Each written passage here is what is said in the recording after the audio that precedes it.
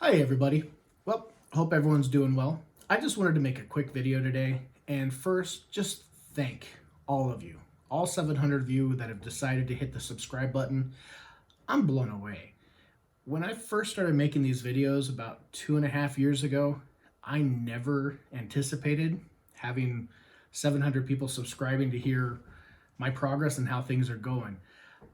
So I'm I'm humbled. I'm blown away. So thank you. And I guess I'll just give you a little added bonus today in case you want to have more regular content from me.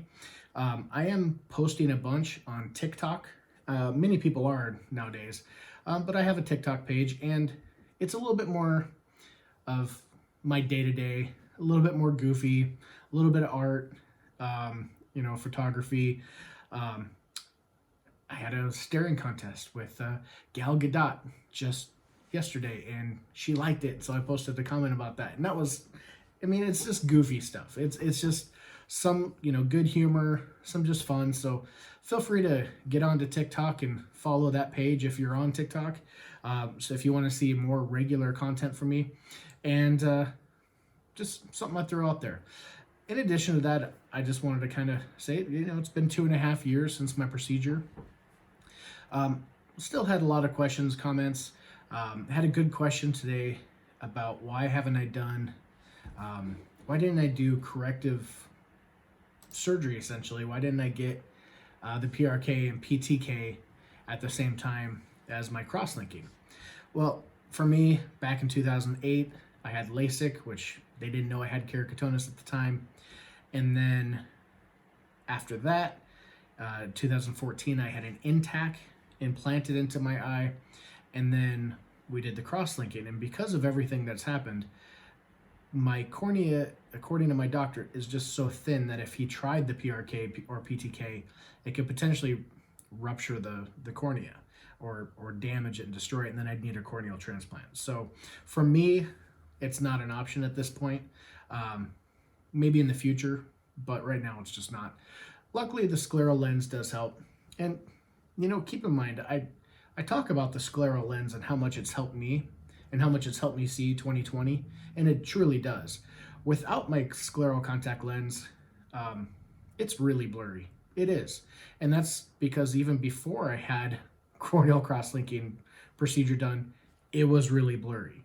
I had really bad astigmatism, or I probably still do. I have an astigmatism in my right eye, and based on the LASIK that should never have happened in 2008, that caused the acceleration of the deterioration of my eye, and then the intact kind of stopped the progression for a little while. But with keratoconus, it just is what it is. It's going to keep degrading your eyes. So for me, I had really, really blurry vision before. I had triple vision. I was seeing, if I looked at the moon, I'd see 3 of them, or maybe more, just depending on how bad the day was. And without the scleral lens, it's still blurry. It just is. So crosslinking doesn't, correct the vision. I mean, for me, it did, smooth out my cornea more, and there's less valleys and less hills. And so that did help in that way, but it's still blurry. But with a scleral contact lens, I can see 2020. And right now, that's what matters. So just kind of answering that question. I hope everyone's doing well. I'm hoping you're all staying healthy. I recently had a scare with the coronavirus. We've been very careful. My family has. Our neighbor's boy, who is he doesn't go to school. He stays home from school. It was during winter break. Came over to give my boy a birthday present, and later that night, that boy, for the neighbor's boy, came down with a fever and cough, and next thing you know, he's positive for the coronavirus.